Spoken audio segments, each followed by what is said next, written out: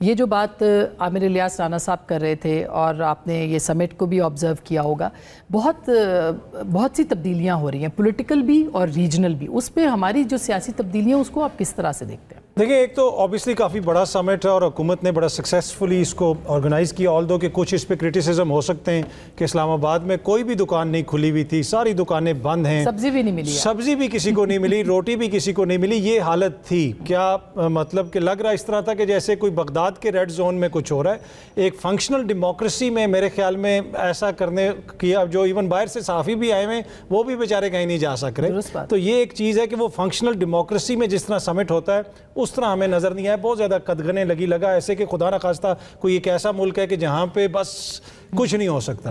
تو یہ ایک چیز ہے. دوسری دیکھیں، جو پاکستان کی اس وقت سیاست ہے وہ بڑی حاوی رہی اس سمٹ کے اوپر بھی.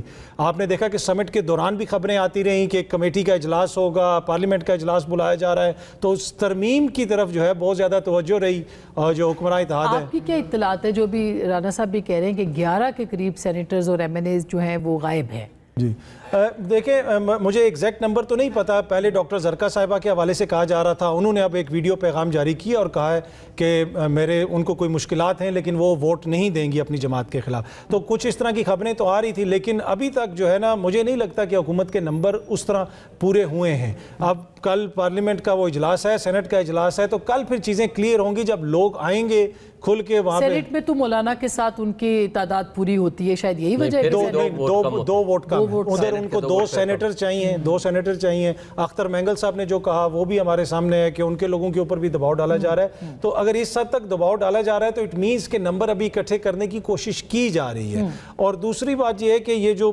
ترمیم ہے جس اجلت میں اس کو لانے کی کوشش کی جا رہی ہے وہ بھی یہ دیکھنا ایک کوسچن مارک ہے.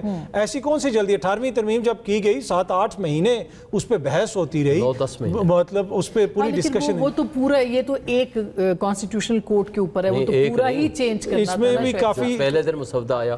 جی پلیز صاحب بات کر رہے ہیں.